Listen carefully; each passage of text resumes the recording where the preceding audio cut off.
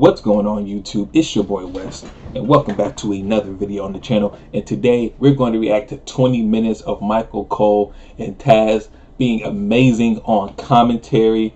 And let me tell y'all guys, them on SmackDown during the Ruthless Aggression era, that 2002 to I think it was 2005, early 2006, before they brought back ECW, man, that they were everything for me for wrestling.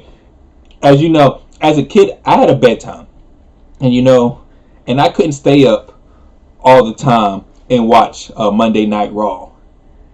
And to be honest, I low key really didn't like Monday Night Raw like that, because a heel Jerry the King Lawler from that 2002, that Ruthless Aggression era, Jerry the King Lawler, when he was kind of being the heel and stuff like that. Oh man, I could not stand it. But when SmackDown was on, when it came on, especially when it moved to Friday, and I was able to stay up and watch it, because it was on Thursday, then it moved to Friday, and then I was like, oh man, now I can stay up and watch all of it and not have to worry about it. That was my thing. So Michael Cole and Tazz have always been, they got a special place in my heart. So right now we're gonna go over 20 minutes of their most amazing commentary. It's gonna bring back some memories. I might even shed a tear. But if you guys like these videos and want to continue to see more just reactions, WWE reactions, WWE talk, or just regular reactions in general, let me know down below. But without further ado, I don't want to hold y'all too much. Let's get into this video. Let's go. Michael Cole and Tazz are synonymous with the glory days of SmackDown. Golly, this took back memories, man. Oh my. It's crucial in painting the picture for iconic storylines. Oh my.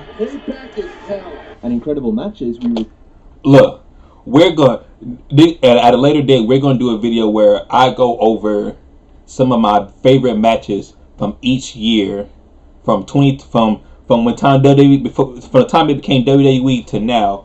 Every single year we're gonna go over my favorite match from that year. So you guys want to see that? Make sure you comment that down below. But let's continue.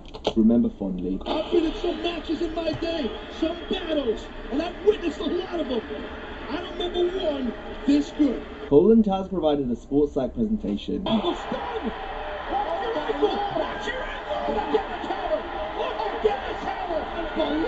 They had immense passion, energy, and chemistry that provided. Hey, clue. That might be one of my matches.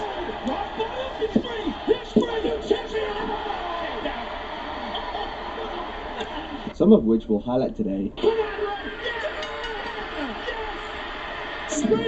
A young Dominic Mysterio, man. In 10 matches, Michael Cole and Tazz helped make iconic with their commentary.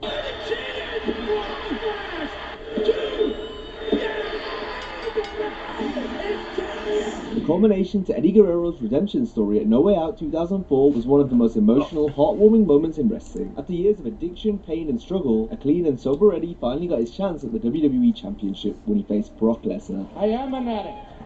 About 3 years ago, Holmes, they carried me straight into rehab. Through all that time, bro, through all those 3 years, not only did I wind up losing my job, I lost my wife, I lost my kids, and I lost myself.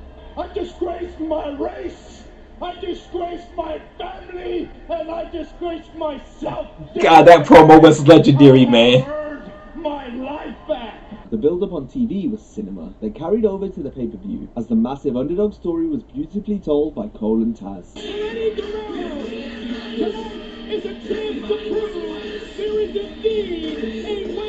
Despite everything Guerrero had overcome, it felt like he needed a miracle to defeat the dominant Lesnar. But with everyone behind him and fueled by the hype from the crowd, it was Eddie's night. When Goldberg interfered to spear his rival Brock, we all thought Latino Heat had won it.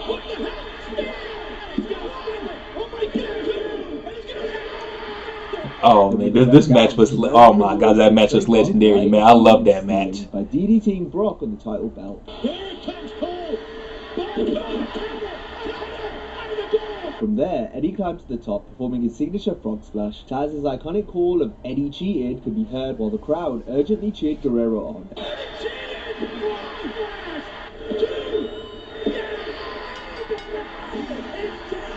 Against all odds, Eddie was the new WWE champion. It was like the conclusion Golly, to a magical man, fairy tale. that moment makes you want to cry, The man. legendary final call from Cole still gives us goosebumps to this day. It's a different kind of high tonight for Eddie Guerrero. It put Eddie's battle into perspective and summed up an incredibly special night. Eddie Guerrero will be called Addict tonight.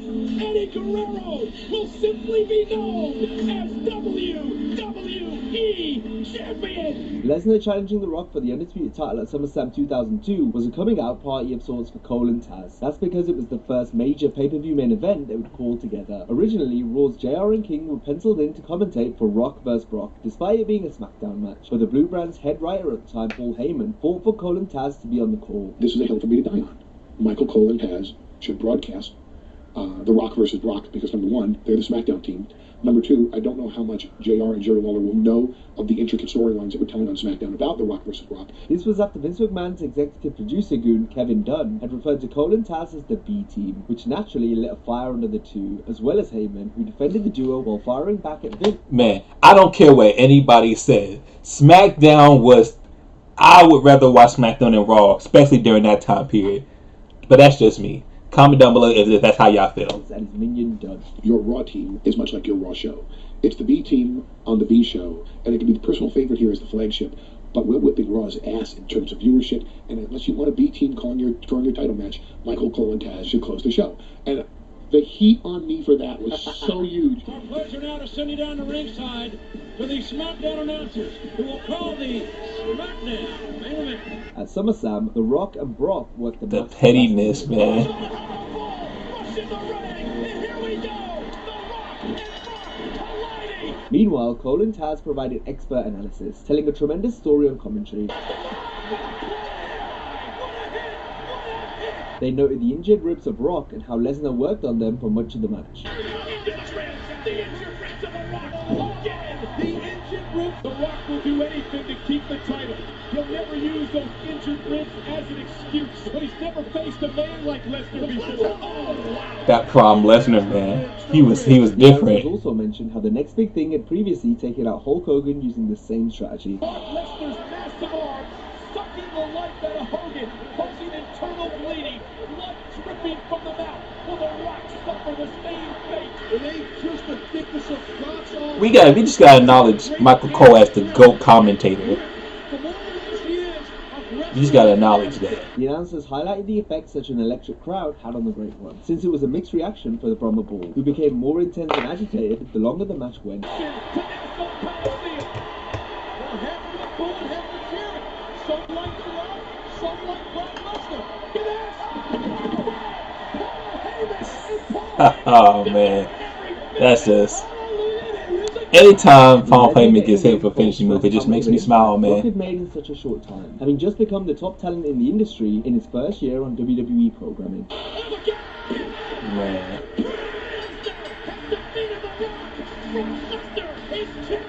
Tazz and Cole's performance no doubt made Heyman proud after he backed them so strongly, as Paul worked hard with the duo to help make them such a brilliant announce. Another classic from Heyman's time as head writer on SmackDown was the clash between Kurt Angle and Chris Benoit from the 2003 Royal Rumble. In what's considered as one of the greatest ever title matches in WWE, Angle and Benoit have been That was a very good match. 2 years, but now Just a little FYI, I've gone back on Peacock and I did it once, but I stopped at 2010. Because we all know what happens after 2010 with WWE. But we're not going to go there. So I restarted back from the moment it became the WWE until now. And as of right now, I'm actually at WrestleMania 19 with Brock Lesnar and Kurt Angle. Just got to that match. So I've seen this match. Very good match, by the way. Very good match. That big knockdown, drag-out main event championship match. Cole and Tazz analysed the similarities between the two competitors and how this truly was a perfect matchup. The announcers discussed how Chris was one of the few, if not the only talent that could match Kurt's intensity. There is no athlete in sports entertainment today as intense as Chris Benoit. I think that Benoit is more intense than Kurt Angle, and that's one of the three eyes, intensely. Chris Benoit may be out wrestling Kurt Angle. The bout was a joy to watch for Cole and Tazz. It was a constant back and forth, submission trading, physical fight. Who the hell has got the momentum right now? I ain't got a clue. I'm just loving this. Angle and Benoit had viewers on the edge of their seats. Man, too bad the whole Chris Benoit situation. Because he would really be talked about as one of some of the greats of wrestling. But the disgrace of a match that went on before between Raw's Triple H and Scott Steiner. Man, this is awesome. Two men trying to out-wrestle each other, straight up, no outside interference, no shenanigans, tomfoolery, two guys going at it. Cole even took the opportunity to stress how this type of action between Angle and Benoit could only be seen on SmackDown, and certainly not Raw, which was so bad at the time that the poor quality of the show was actually incorporated into their storylines. And the only place you can see these two athletes is on SmackDown. As we reach the end, man, I'm telling you, SmackDown was on top of its game, man. In my day, some battles, and I've witnessed a lot of them. I don't remember one this good. Angle retained thanks to a grapevine ankle lock.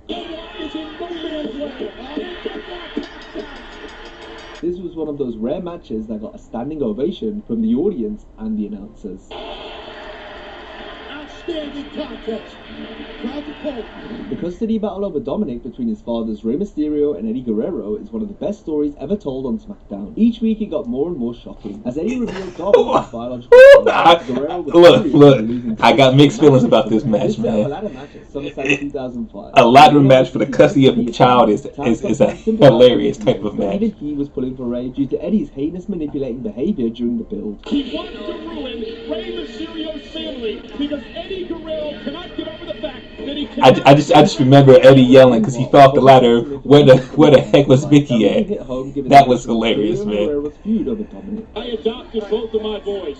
Both of my boys I adopted. I understand what Rey Mysterio is going through. With Dom watching on, Cole and Tazz put over how traumatic of an experience this was for the youngster. And every time Rey hits that ladder, Dominic loses his breath. You can see Dominic suffering through everything that Rey Mysterio is going through. But at the same time, the announcers sold the brutality of the match and how far Rey was willing to go for his son. Man. Yeah, R.I.P. Eddie, man. R.I.P. Eddie, man. And then Dom turned into a little shit. The commentators rejoiced when Rey got the win thanks to the help from Eddie's wife, Vicky.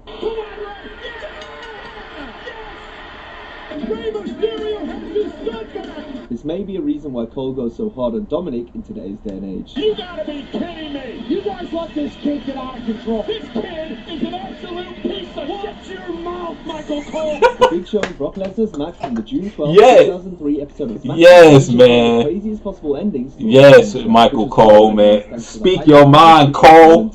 The match itself was brief but hard-hitting. Beat him down a little bit, soften him up. That's how you win a match, then get him in the ring. Well, there was a mistake.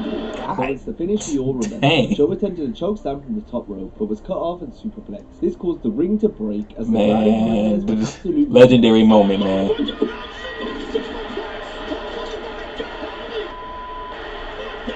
This was the first and by far the best time the ring was destroyed like this in WWE. The ring just imploded! It made for such an epic and iconic moment. Oh my God! Trainers, EMTs, referees down. The Undertaker vs. Kurt Angle from No Way Out 2006 was a match.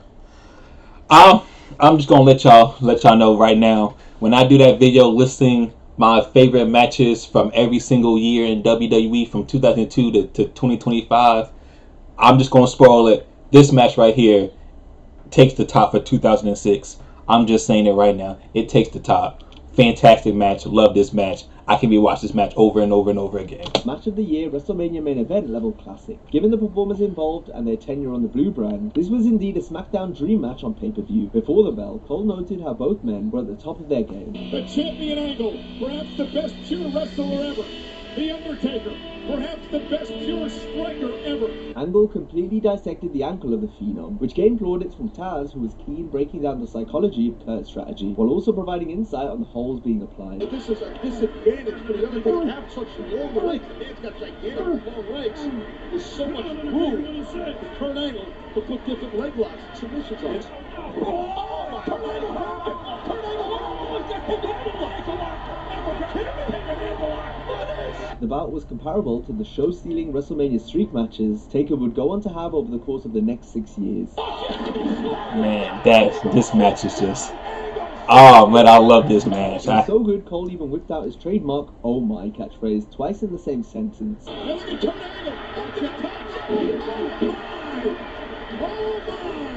The contest had Cole and Tazz up out of their seats as Kurt had an answer for all of Taker's big moves. Oh my god. Yo, this match is so good, man. I love this match.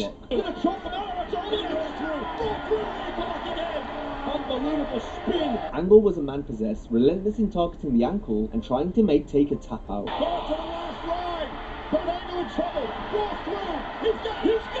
Yup. God, this is such a great match.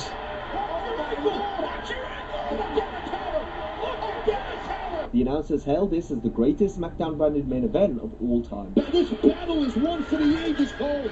I co-sign that statement right there. I co-sign that statement right there. Best SmackDown brand only main event ever. I co-sign that. We do it. We do it. The greatest main event in SmackDown history. The finish was similar to the only previous time Kurt had made Taker tap out back in 2002. Taker is trying to gain some leverage. Wait a minute. I think the Undertaker just pinned Kurt Angle. Angle countered the triangle choke into a pinning predicament. Fans weren't sure who won until referee Nick Patrick announced his official decision. And still, World Heavyweight Champion, Kurt Angle. Oh my. Taker was pissed, but the match was outstanding and greatly enhanced by Cole and Tazz at the announce desk. John Cena and JBL's feud in 2005 was set to end in the most brutal of ways, courtesy of an I Quit match at Judgment Day. Oh It was my. John's final big match before heading This match right here is end the discussion for my favorite matches of 2005. In discussion. to Raw, where he'd officially be the top guy in the industry. So this was Tazz and Cole's last chance to put Cena over strong, in what just so happened to be John's most violent and challenging battle to date. The announcers mentioned that since JBL was more suited to a brawling style, it was clever for John to wear him down in the beginning, instead of coming out swinging. Tazz, do you think this type of matchup benefits the brawl for JBL more than it does the champion? Absolutely, I do. I mean, John Cena, to his credit, is a ground-and-pound guy, but JBL, he's the consummate brawler. The slow start built to the barbaric violence that followed. It's going against what I thought he would do, and he's taking the man down with a headlock takedown. No matter how you do it, you've got to wear him down so he doesn't have anything left and he has to say, I quit. With Cena badly busted open, Tazz urged John to quit, but Cole highlighted Cena's support from the fans. SmackDown was on one from 2002 to 2005. SmackDown was on one. Don't want Cena to quit. Well, there's always tomorrow, man. You get a rematch or something, but this is what the title means to John Cena. The foundations of John's never give up credo were laid in this match, but this was the night he gained a tougher and more physical edge to his character. Yep. JBL quit after Cena was about to destroy Man. Axel with a large pipe. However, true to the vicious During this match, I thought they was killing each other, man. With it anyway. I quit. I quit. He just gave his soul to John Cena. Cole closed things out with a great call, as Cena had conquered the wrestling god. We learned tonight that the wrestling god JBL is indeed one of them. For the WWE champion, this guy's for real. After an explosive first few months in WWE, Rey Mysterio began to have a torrid time. In storyline, he was screwed out of the Cruiserweight title at WrestleMania 19, and he'd been manhandled by super heavyweights. Mysterio also suffered 2 legit injuries during this period. For Rey, it was all riding on the June 5th, 2003 edition of SmackDown, where he got his rematch for Matt Hardy's Cruiserweight Championship in the show's Matt finale. Hardy, the Mysterio was Cruiserweight, just man. 90 minutes away from his home in San Diego, and his family were in the front row. His family don't looks like they're going to make the match. You're not a fool. I'm not a fool. I'm having a little fun for God's sake. Cole and Tazz put it all into perspective. Ray had already found success elsewhere, but victory here would be his greatest achievement thus far. Mysterio's already in the class of the great cruiserweights. Cruiserweights like the great Sasuke, Dean Malenko, Jushin Thunder Liger, and even Tiger Mask. But Rey Mysterio told me earlier today that if he wins this title here tonight, it will be the crowning moment in an already shining career for Rey Mysterio. Cole also detailed the recent troubles Mysterio had endured. Think about the obstacles that Rey Mysterio's had overcome to get to this point. Mysterio lost to Matt Hardy at WrestleMania when Matt Hardy used the ropes to pick up the victory. Mysterio strapped to that stretcher, Big Show like a baseball bat, whipping Mysterio into a steel post. It was an excellent Dang. match where Hardy targeted the previously injured groin of Ray. Mysterio, however, was willed on by the Anaheim crowd. That's the hard to watch, man. That boy landed on his head off that stretcher. This could be the turning point of action. Just listen to the reaction of this epic near fall. Up the right.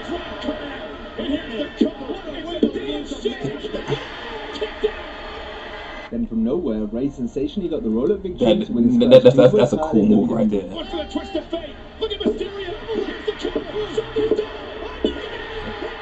Mysterio wins the title. It was a joyous, feel-good ending as Mysterio celebrated with his little boy Dominic. It's been a night of emotions. A night of homecomings. A night of triumph. After failing to break The Undertaker's WrestleMania undefeated streak in 2005, Randy Orton scored 2 big wins against the Phenom on pay-per-view. Their feud was set to end at Armageddon, and Taker's speciality...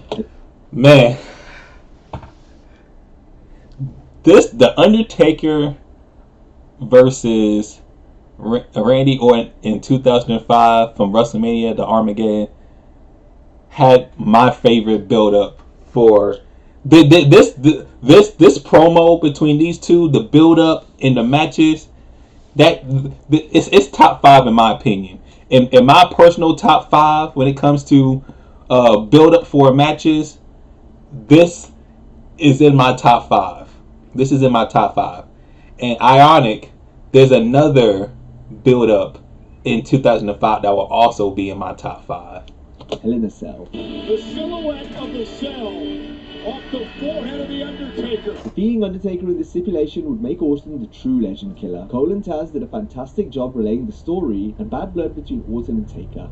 Just imagine if the Cowboy Bob Orton's gonna sit here and watch your son be put through hell, but Orton deserves it, man. Oh, you know what? Maybe Cowboy Bob Orton and Randy should have thought about it when they were setting a casket on fire with the Undertaker inside. Maybe they should have thought about it when they backed the car up to the building and exploded. He's in trouble. Payback. Man, Orton got everything he deserved in that match, man. In a superb encounter. Everyone involved in the action bled, including Cowboy Bob and referee Nick Patrick, who both ate right hands from Taker. And with each of them down, Orton forced an iconic kick out from the Phenom. Are you kidding me? Randy Orton, here's the Feeding off the crowd, Taker nailed the tombstone to score the win and close out a barn burner of a Hell in a Cell. The end is near, I'm telling you. The end is here. It's over. Orton sold that tombstone, man. Bob Orton and Nick Patrick get caught in the bloody crossfire really put over the dangers of the Cell, as did Cole and Tazz, who were on top form for this one. Randy Orton, just another victim to the dead man. An awe-inspiring sight. Kurt Angle vs Brock Lesnar at WrestleMania 19. Yes, I just started this match, Oh man. my god, as Lesnar came down on his head.